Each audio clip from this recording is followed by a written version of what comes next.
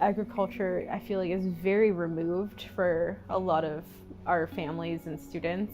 And so I wanted to be one of the bridges between what is actually happening, how do we get food on our plates, and what does that look like from a front row perspective.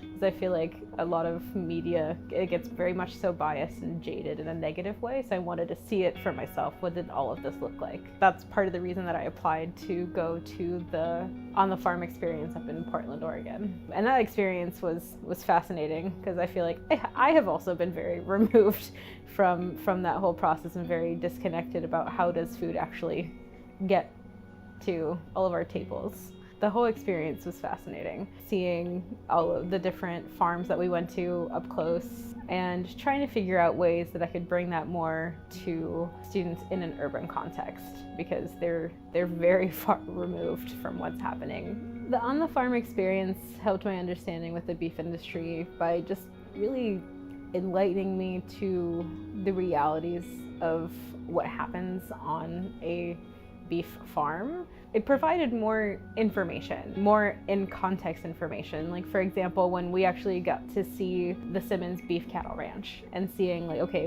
what does it take to be a beef farmer and what does that entail? I would definitely recommend this experience. I'm not a classroom teacher. I run programs that help support classrooms, and I think having access to resources and the curriculum that's been provided is really helpful. My job here at JEP is the STEM programs manager, so STEM being science, technology, engineering, and math. And my job encompasses 2 STEM programs. The 2 programs are Wonder Kids and the Young Scientist program. Wonder Kids is an after-school STEM career program, so we choose different fields of STEM every semester, and hands-on curriculum is written to introduce concepts of those fields, and then we bring in scientists that are in those fields to come in and talk to the students. All of our programs cater to the needs of our community, and our community is of a lower socioeconomic status. The other part of my job, which is the larger chunk of it, is the Young Scientist program. I have a staff of 25 undergraduate and graduate students who are trained to teach science. And we work with about 85 classrooms here in Los Angeles where we help supplement science instruction. We put these undergraduate and graduate students into neighborhood classrooms where we help supplement science instruction.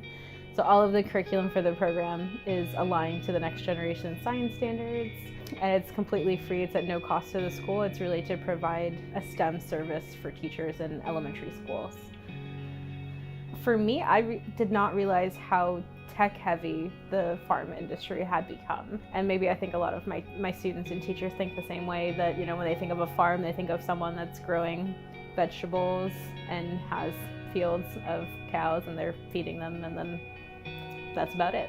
Being an active participant of this particular experience really opened my eyes to what's currently available, like how much technology goes into what they're doing now. I love the model GPS activity that was done, like identifying where different herds might be and sending GPS coordinates back to a farmer to track their herds that way. Some of the robots on the dairy cows on the carousel, so, you know, bringing those STEM connections back in. Robotics can be done in all sorts of different contexts. Agriculture is one of them that has a ton of funding for you. So it's just interesting how they had incorporated a lot of the 21st century skills like coding, robotics, etc. into the farm experience. And that was definitely mind-blowing for me, because I would never have put those 2 together, but like seeing it firsthand is like, oh, that makes sense. The way that the On the Farm experience affected the undergraduate and graduate students that I worked with, I feel like it was a mixed bag. A lot of my students are currently either vegetarian or vegan for environmental or political reasons, and so were very skeptical of me bringing beef industry content directly to them. It was more of like having a discussion of like, well, like, where does your food actually come from?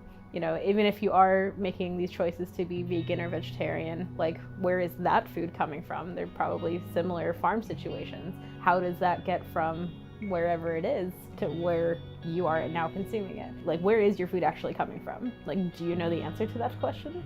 And so it's more just bridging that gap of miscommunication and seeing how can we show them what is really happening. My perceptions of the beef industry and agriculture have definitely changed. My mindset about it has shifted. I think for me, I had really thought about both of them in a very, very biased way. I had not given it as much thought to what potentials are out there as I should, and I think being able to have this real life, in-depth, very active, hands-on experience of like, this is what's currently happening. With all the information that was provided, my mindset has shifted into much more of a positive light.